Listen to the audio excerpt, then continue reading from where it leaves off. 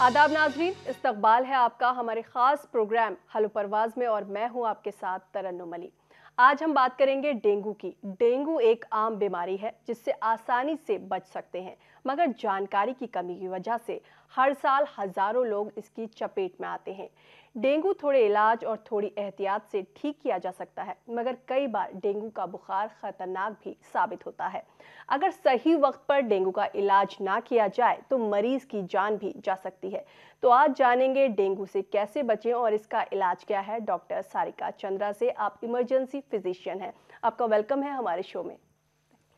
नाजरीन, आप भी हमारे इस प्रोग्राम में शामिल हो सकते हैं और इससे मुतालिक सवाल हमसे पूछ सकते हैं। हमारे नंबर्स आपके टीवी स्क्रीन पर लगातार फ्लैश हो रहे हैं। हमारे नंबर्स हैं 012066938847, 9205353184 और 012066938869। आप हमें इन नंबर्स पर कॉल कर सकते हैं और सेहत से मुतालिक कोई भी सवाल हमसे पूछ सकते हैं।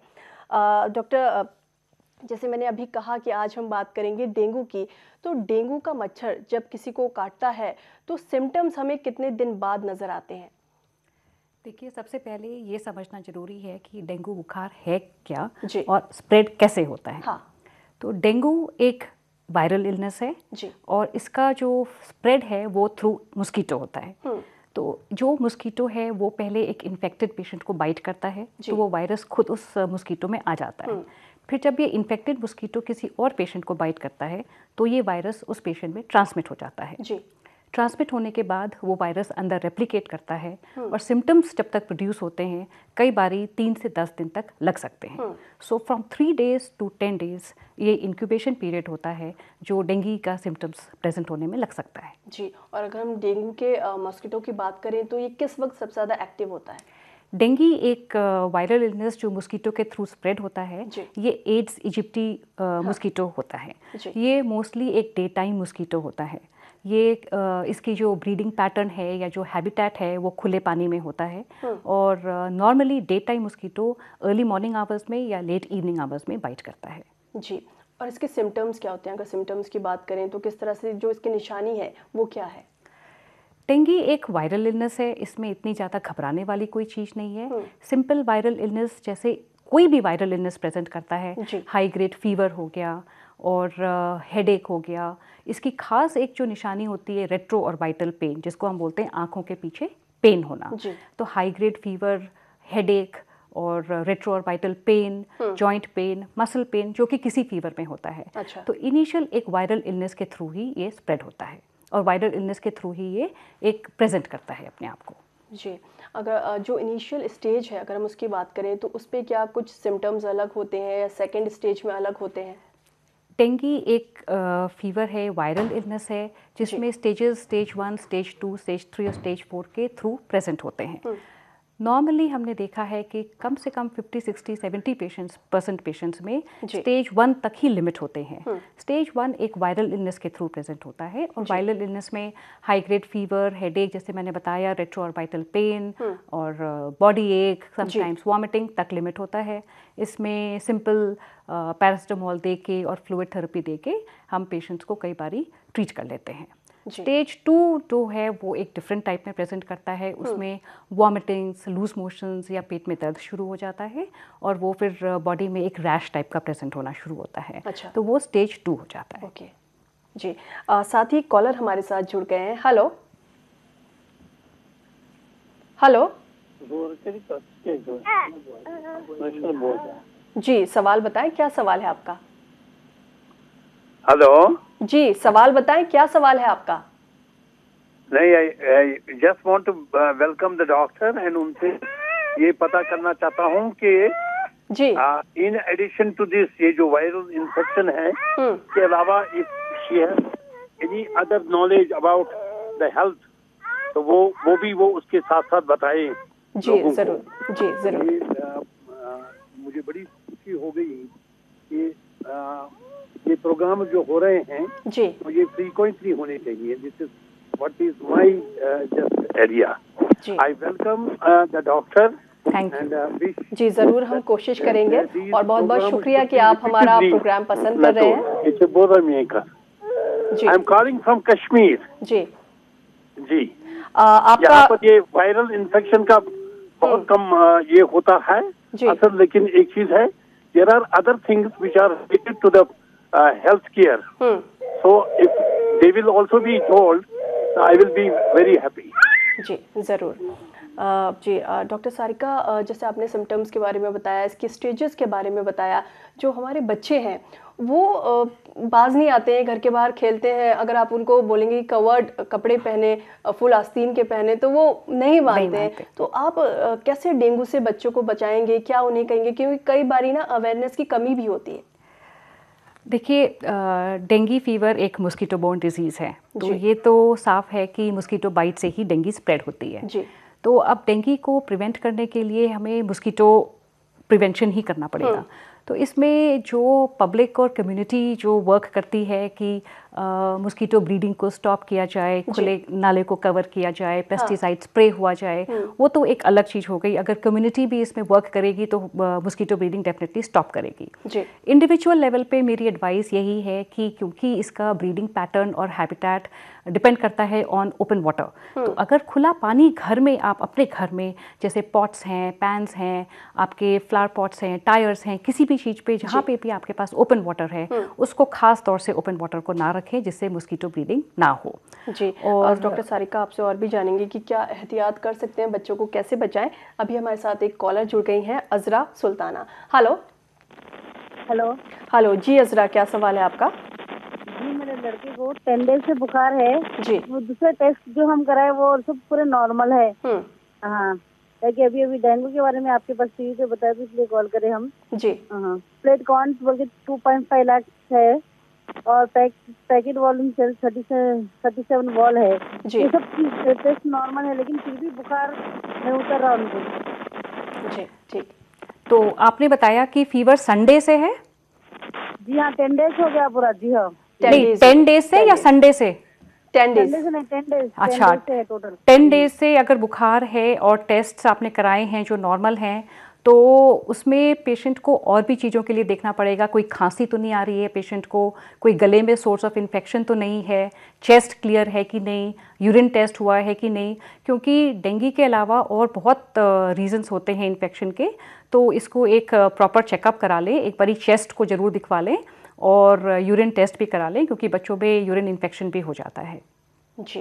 डॉक्टर सारिका, आप बता रही थी कि किस तरह से एहतियात करें, अगर कोई टंकी खुली है तो उसको ढक कर रखें। हाँ जी। कोशिश करें कि कहीं पानी जमा ना हो। हाँ। इसके अलावा और क्या एहतियात हो सकती है? उसके अलावा जैसे हमने बताया, एक खुले उस पर long sleeves and full sleeves तो पहनना हम एडवाइस करते हैं, पर आपने भी सही फरमाया, बच्चे नॉर्मली इसको सुनते नहीं, मानते नहीं हैं। तो मॉस्किटो रिपेलेंट्स हम एडवाइस करते हैं बच्चों को कि जब भी बच्चे खुले में जाएं तो मॉस्किटो रिपेलेंट लगा के जाएं, या तो क्रीम लगाएं, लोशन लगाएं, या मॉस्किटो पैचेस लगाएं। तो मॉस्किटो रिपेलेंट से भी हम कई हद तक मॉस्किटो से बचा सकते हैं बच्चों को। आपके पास, जैसे आप बहुत बड़ी डॉक्टर हैं, तो आपके पास कई सारे ऐसे मरीज़ आते होंगे डेंगू के मुतालिक। तो अगर मैं बात करूं तो कितने मरीज़ आते हैं दिन भर में, या तादाद इनकी बढ़ रही है, घट रही है?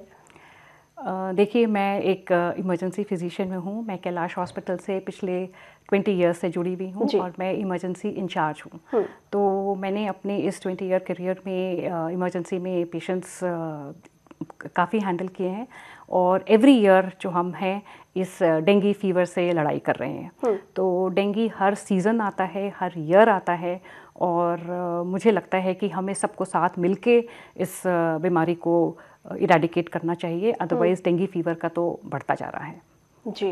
तो डेंगू फीवर ईच ईयर जब आता है तो इनिशियल फेज़ में सिंपल फीवर की तरह आता है, फिर धीरे धीरे उसकी सिवियरिटी बढ़ने लगती है, और डेंगू का जो प्रकोप है, मैं तो कहूँगी कि हर साल ही हमारे पास अब आ रहा है जी।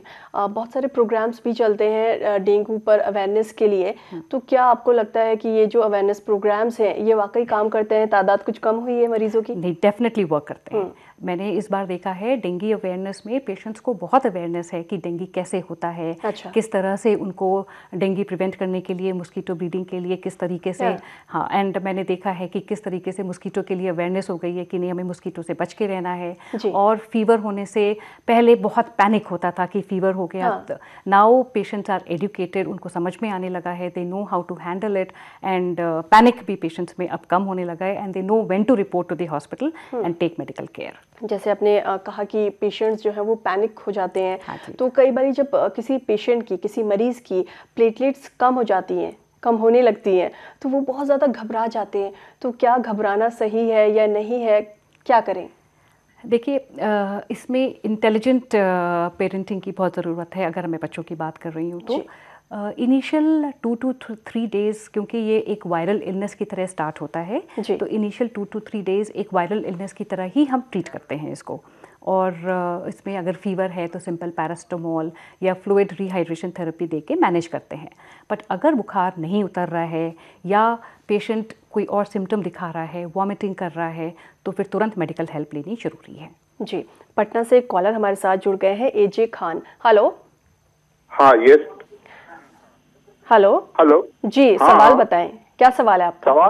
सवाल ये है कि लोग पपाया का जूस भी पिलाते हैं, पपाया लीव्स का जूस भी पिलाते हैं जी। तो इसमें कितनी सच्चाई है, और अगर सच्चाई है तो इसका प्रोसेस क्या है, डोजेस क्या है, कैसे इसको पिलाएं, कितनी बार पिलाएं, और लीफ भी न्यूली लीफ होता है, ओल्ड लीफ होता है, तो इसके बारे में कृपया थोड़ी सी वजाहत करें, डिटेल से बताएं प्लीज। जी जरूर। सर, आपने सही फरमाया। आजकल पपाया लीफ का काफ़ी हम प्रोमोगेट करते हैं कि पपाया लीफ हेल्प करता है। इसका कोई साइंटिफिक हमारे पास वो नहीं है, एविडेंस नहीं है। बट जैसे पेशेंट्स पपाया लीफ देते हैं तो अब बॉडी की अपनी नेचुरल इम्यूनिटी होती है, वो भी प्लेटलेट्स को बढ़ाती है। तो it is very difficult to say कि पपाया लीफ से प्लेटलेट्स बढ़ रहे हैं या पेशेंट्स की अपनी ओन इम्यूनिटी वर्क कर रही है। पर पपाया लीफ देने में कोई नुकसान नहीं है, इसलिए हम अपने पेशेंट्स को अगर वो पपाया लीफ एक्सट्रैक्ट देना चाहते हैं तो हम उन्हें मना नहीं करते हैं, और around 2 times to 3 times papaya leaf extract दिया जा सकता है। जी, जैसे कई बारी जो मरीज़ होते हैं या उनके रिलेटिव होते हैं, वो ये सोच के कि डॉक्टर के पास ना जाएं, घरेलू नुस्खे जो हैं वो ज़्यादा आजमाते हैं। तो जैसे इन्होंने कहा कि पपाया के पत्तों का इस्तेमाल करते हैं, उसका जूस पीते हैं, वो कारगर साबित होता है।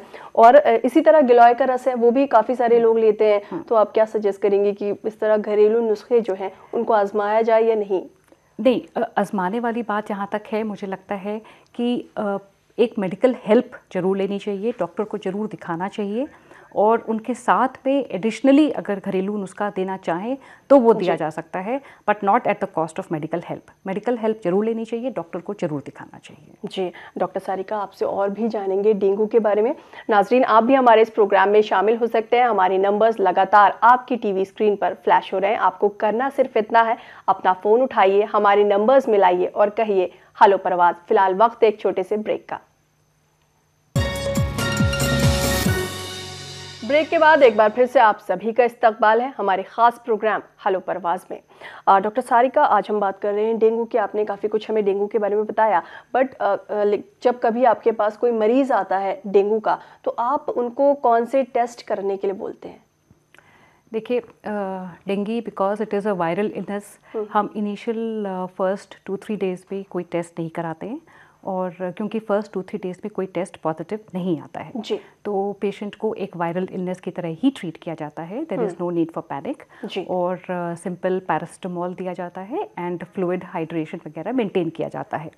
अगर हमें लगता है कि 2-3 डेज़ के एडिक्वेट ट्रीटमेंट हमारे पैरास्टामोल राउंड द क्लॉक देने के बाद भी पेशेंट रिस्पॉन्ड नहीं कर रहा है, पेशेंट को अभी भी हाई ग्रेड फीवर है, या पेशेंट को कोई वॉमिटिंग स्टार्ट हो गई है, या पेट में दर्द स्टार्ट हो गया है, या रैशेज आने शुरू हो गए, या कोई भी और सिम्टम जो हमें लगता है कि एक नॉर्मल वायरल इलनेस का नहीं है पार्ट, तो हम पेशेंट को टेस्ट एडवाइस करते हैं।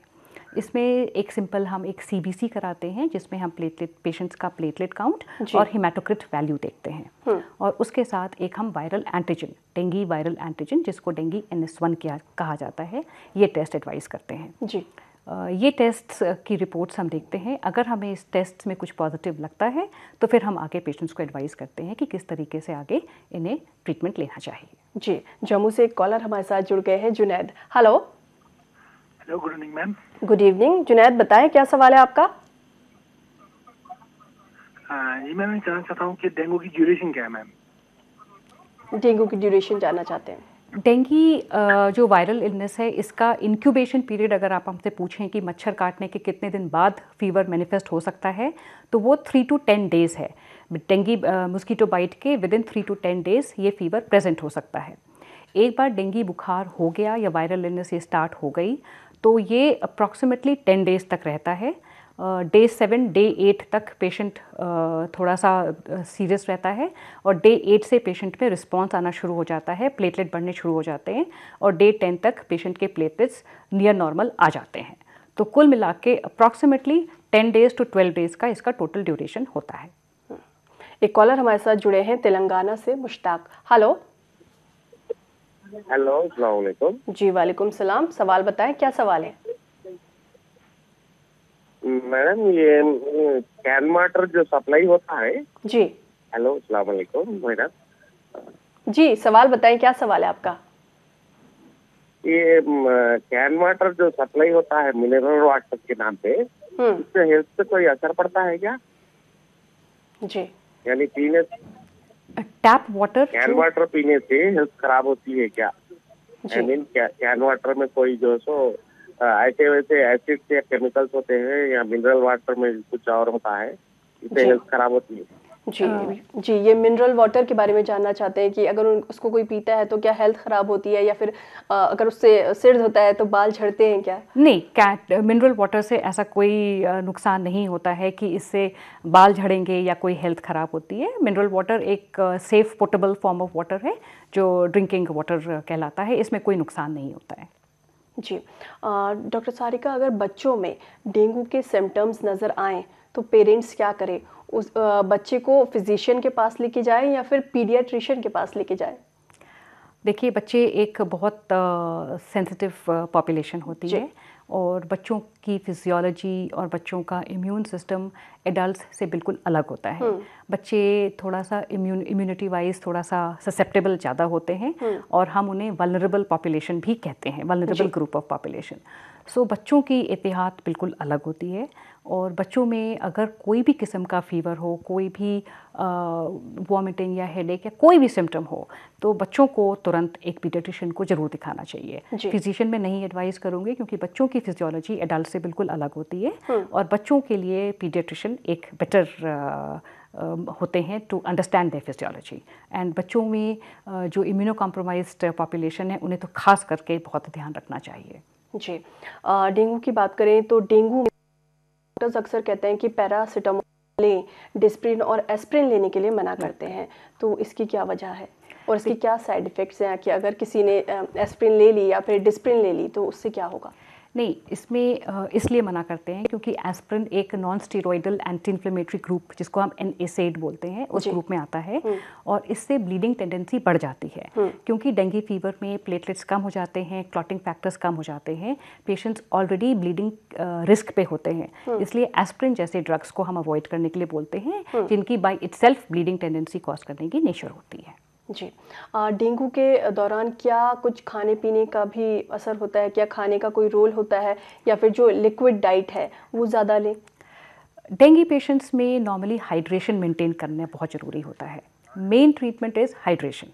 तो उसमें हम फ्लूइड्स, डेंगू पेशेंट्स में नॉर्मली हमने ये देखा है कि पेट के सिम्टम्स, लिवर कॉम्प्रोमाइज ज़्यादा होता है, लिवर पे इन्फेक्शन आ जाता है, लिवर पे सूजन आ जाती है, तो पेशेंट्स की डाइजेशन की और पाचन शक्ति कमज़ोर हो जाती है, इसलिए पेशेंट्स सॉलिड फूड नहीं ले पाते हैं। तो उनको एक तो हम नॉर्मल सॉफ्ट डाइट पे बोलते हैं, जो पतला खाना होता है, जो इजीली डाइजेस्टेबल होता है, और लिक्विड डाइट हम एडवाइस करते हैं, क्योंकि वो आराम से लिया भी जा सकता है और पेशेंट्स की फ्लूइड हाइड्रेशन भी मेंटेन रह सकती है।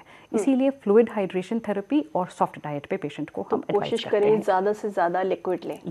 जी। एक कॉलर हमारे साथ दिल्ली से जुड़ गए हैं। Hello hello. जी यस मैम, आरिफ बोलते हैं। जी, सवाल बताएं, क्या सवाल है आपका? सवाल है जो कि जैसे कि हम खाना खाते हैं, तो के बाद में जो है मतलब हमारे शरीर में जो है पानी की कमी होती है, वो कैसे उसे पूरा किया जा सकता है? पानी की कमी को किस तरह से पूरा कर सकते हैं? पानी जैसे खाने के बाद में काफी अजीब सा फीलिंग होता है, चक्कर आते हैं, जी हाँ, तो मैम इसका कोई उपाय बताइए। जी जरूर।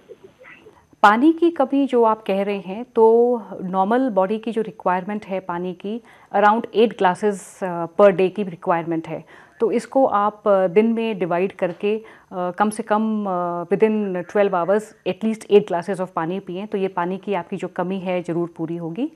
और जो आपको आप कमज़ोरी बता रहे हैं, उसके लिए एक बारी अपना चेकअप करा लें कि कहीं आपका हीमोग्लोबिन लेवल कम ना हो या और कोई प्रॉब्लम ना हो जिसके वजह से आपको ये कमज़ोरी महसूस हो रही है। जी, अगर किसी को एक सीज़न में मच्छर काट लेता है, डेंगू हो जाता है और फिर नेक्स्ट सीज़न फिर से उसे डेंगू हो जाता है, तो क्या होगा? ये आपने बहुत अच्छा क्वेश्चन पूछा है, और ये आपके इसके थ्रू मैं ये अवेयरनेस स्प्रेड करना चाहती हूँ कि अगर एक बारी किसी को डेंगू हो जाता है तो वो हाई रिस्क में हो जाता है। अगर उसे नेक्स्ट सीज़न फिर से डेंगू का मच्छर काटता है या डेंगू इन्फेक्शन होता है तो उसकी सिवेरिटी थोड़ा ज़्यादा होती है। तो ये अवेयरनेस होनी बहुत ज़रूरी है कि अगर आपको एक बार डेंगू फीवर हो गया है तो आपको एहतियात रखना चाहिए, और नेक्स्ट सीज़न में थोड़ा सा भी अगर कोई भी वायरल इन्फेक्शन हो तो आपको ज़्यादा केयरफुल रहना चाहिए। जी, अच्छा, अब मैं एक सवाल और आपसे जानना चाहती हूँ जो कि बहुत अहम है, बहुत सारे लोग पूछते भी हैं। जिन मरीज़ों की जान चली जाती है डेंगू की वजह से, तो कहीं ना कहीं उनकी कोई गलती होती है, एहतियात में कोई कमी होती है, या फिर क्या होता है? नहीं, ये या उन्हें बहुत सेकंड, थर्ड या फोर्थ स्टेज में मालूम चलता है? ये कोई गलती कहीं कुछ नहीं होती है। इसमें स्टेज 1 और स्टेज 2 से स्टेज 3 में जाने में ज़्यादा वक्त नहीं लगता है। वो अगर स्टेज 2 पे किसी डॉक्टर के पास नहीं पहुंच पाए या वो डिटेक्ट नहीं हो पाया, तो अगर पेशेंट स्टेज 3 पे पहुंच जाता है तो उसके बाद पेशेंट को आगे थोड़ा सा बचाने में या उसकी ट्रीटमेंट में अगर थोड़ा सा डिले हो जाता है तो फिर पेशेंट हाई रिस्क में चला जाता है और सिवियरिटी ज़्यादा हो जाती है। तो इसलिए स्टेज 1 और स्टेज 2 पे, स्टेज 1 जैसे मैंने बताया आपको, फीवर, हेडेक, बॉडी एक, simple viral illness first 2 days, ये स्टेज 1 होता है। इससे अगर ना आराम आए तो आप ज़रूर से हॉस्पिटल कांटेक्ट करें, स्टेज डे 3 पे किसी डॉक्टर को दिखाएं, अपने टेस्ट कराएं। अगर आपके टेस्ट्स में डेंगू NS1 जिसको हम बोलते हैं कि एंटीजन डिटेक्शन पॉजिटिव आया है, या आपका प्लेटलेट कम आया है, या आपका हेमाटोक्रिट ज़्यादा आया है, या डॉक्टर को कुछ सस्पिशन लगता है, तो तुरंत आप अपना ट्रीटमेंट स्टार्ट करवाएं और रेगुलर पेशेंट डॉक्टर के केयर में रहें जिससे कि आपके प्लेटलेट्स डेली चेक हो सकें और जो वार्निंग साइंस होते हैं वो डॉक्टर एट टाइम डिटेक्ट कर सके, टाइमली डिटेक्शन हो सके। इसमें मैं आपको वार्निंग साइंस भी बताना चाहूँगी कि वार्निंग साइंस पेशेंट को, जो भी पेशेंट हमारे पास आता है, हम उनको वार्निंग साइंस जरूर बताते हैं कि ये पॉइंट्स हैं जिस पे आपको ध्यान रखना है। अगर कोई भी ऐसा सिम्टम डेवलप हो तो हमारे पास तुरंत आए। तो ये वार्निंग साइंस में in addition to fever, headache and muscle pain, joint pain, अगर पेशेंट को वॉमिटिंग स्टार्ट हो जाती है, अगर लूज मोशन स्टार्ट हो जाते हैं, या पेट में दर्द स्टार्ट हो जाता है, पेट में ब्लोटिंग स्टार्ट हो जाती है, एब्डोमिनल डिस्टेंशन हो जाता है, या पेशेंट रैशेस कंप्लेन करने लगता है, इमीडिएटली हमारे पास रिपोर्ट करें, क्योंकि ये हमारे वार्निंग साइंस होते हैं जिसमें हमें पता चलता है कि हमें एडिशनल टेस्ट करा के पेशेंट को हो सकता है अपनी केयर में रखना पड़े। जैसे सभी को मालूम है कि डेंगू में प्लेटलेट्स धीरे धीरे कम होने लगते हैं, तो वो कौन सी स्टेज होती है जब प्लेटलेट्स कम होने लगते हैं? प्लेटलेट्स जब कम होने लगते हैं तो वो स्टेज 3 कहलाती है। स्टेज 3 होती है जिसमें प्लेटलेट्स कम होने लगते हैं। प्लेटलेट्स कम होने से भी ऐसा नहीं है कि प्लेटलेट्स कम होने से पैनिक हो जाता है। या कई बार मरीज पैनिक हो जाते हैं, तो क्या उसका असर पड़ता है? नहीं, पैनिक का असर नहीं पड़ता है, पर प्लेटलेट्स कम होने का मतलब ये नहीं है कि प्लेटलेट पेशेंट को पैनिक करना चाहिए। Platelets have to be monitored. अगर प्लेटलेट्स ग्रेजुअली कम हो रहे हैं बट पेशेंट क्लिनिकली स्टेबल है तो प्लेटलेट्स ट्रांसफ्यूज की ज़रूरत नहीं होती है। बॉडी अपने आप से प्लेटलेट्स को बढ़ाना भी शुरू कर देती है। But in case platelets rapid dip हो रहे हैं, अगर मोर देन 50% डिप हो रहे हैं, या पेशेंट को एब्डोमिनल डिस्टेंशन हो रही है या कोई और साइन हो रहा है, तो फिर हमें पेशेंट्स को प्लेटलेट ट्रांसफ्यूजन कंसिडर करना पड़ सकता है। जी, जैसे ही डेंगू का सीज़न शुरू होता है, बरसात होती है या ये मौसम आ जाता है जब डेंगू ज़्यादा फैलता है, तो इससे बचाव कैसे करें, कैसे बचें इससे आखिर? डेंगू से बचने का सिर्फ एक ही तरीका है और वो है कि mosquito prevention, because dengue is a mosquito borne disease, तो मॉस्किटो से ही बचने का एक तरीका होता है। तो इसमें ब्रीडिंग जो है, एक तो मैंने आपको पहले भी बताया कि कम्युनिटी और पब्लिक की तरफ से मॉस्किटो की ब्रीडिंग को हमें देखना पड़ेगा, बाकी हमें इंडिविजुअल लेवल पे अपनी तरफ से भी मॉस्किटो प्रिवेंशन को करना पड़ेगा। जी डॉक्टर सारिका, आप हमारे स्टूडियो में आई और तमाम कॉलर्स के सवालों के जवाब आपने दिए, डेंगू के बारे में इतनी सारी अहम बातें आपने हमें बताई, आपका यहाँ आने के लिए बहुत बहुत शुक्रिया। Thank you, my pleasure. ख्याल रहे कि डेंगू का मच्छर दिन में काटता है, इसीलिए दिन में खुद को मच्छरों से काटने से बचाएं। क्रीम लगाएं, मच्छरों से बचने के लिए आप क्रीम लगाएं, पूरी आस्तीन के कपड़े पहने, घर में पानी की टंकियों को अच्छी तरह से ढक कर रखें। अगले हफ्ते आपसे फिर मुलाकात होगी। फिलहाल हमें दीजिए इजाजत, तब तक आप खुश रहिए, मुस्कुराते रहिए और सेहतमंद रहिए।